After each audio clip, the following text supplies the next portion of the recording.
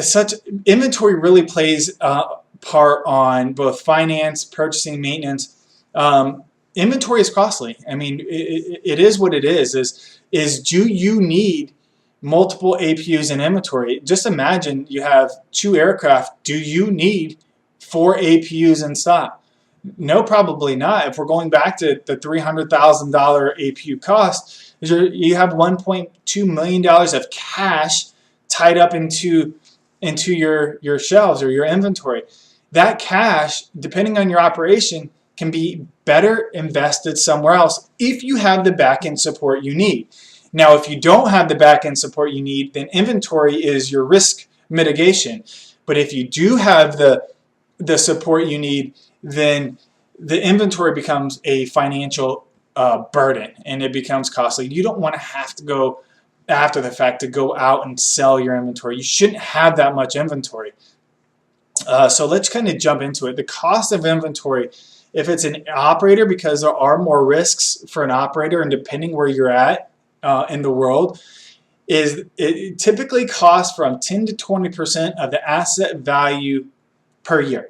And I believe the commercial director for JetBlue, or don't coin me on this, but I believe they said that their cost, and they outsource everything, is about 20%, which is why they try to outsource as much as possible, because the more inventory you have, the more costly it's going to be. I mean, just think, let's put this into perspective, let's say you have $1 million of inventory, and let's just say it stays idle for a year. Probably won't, but let's just say it stays idle for a year. You're spending out $200,000 for that entire year to hold that inventory. You have insurance, you have warehousing, you have rent, mortgages, leasing, tooling, shelves. Maybe depending on where you're at is theft, it's security. You have all of this cost tied up to inventory. So over time you want to reduce your inventory burden, and that includes APUs, accessories for APUs, is how can you reduce the inventory without putting yourself at risk?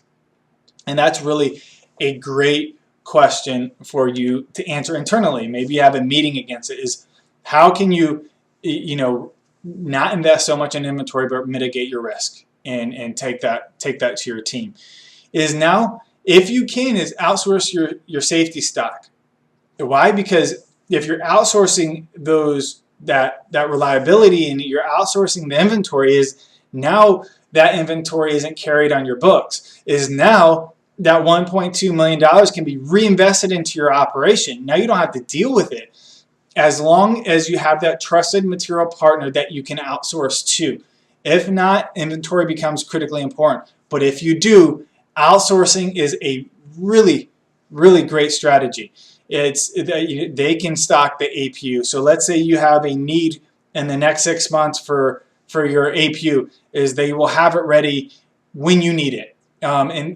So you don't have to stock it for the next 6 months. Put that burden on them. That's their specialty. That's what they do. Your primary responsibility is to get passengers safely and to have revenue generating flights so your operation can be profitable. Or if you're an aircraft MRO, is so you can have higher throughput for your aircraft maintenance projects. Is when you're dealing with inventory, is be strategic with it. Is don't just go out to market and send out mass RFQs and start stocking left and right. Is that puts a huge burden on you and your operation. Start with repairs. Do you have unserviceable assets that you can repair? You're reinvesting back into that asset. Start there. Don't go. This is specifically for rotables, by the way, but for an APU, is if you have an additional APU that's unserviceable, repair it. Send it to the MRO, so when your other need, when your other APU comes off, is you have a repaired unit. Even better is repair and hold. Work with an MRO partner that will repair it and hold it until future needs. Perfect. You're outsourcing that repair need, but you're also outsourcing the financial the financial risk and the financial burden of that repair.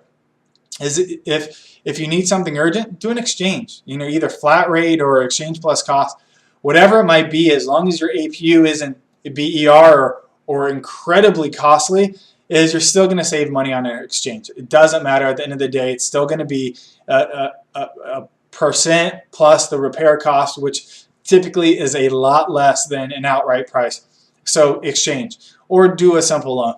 If your trusted material partner wants that serial number back, do a simple 30, 60-day loan. Send your unit in for repair, get that unit back, and send that loaner back to your trusted material partner. Loans can be a great option to help mitigate some of the total cost. So start with these three things before you go out to market and buy an APU outright.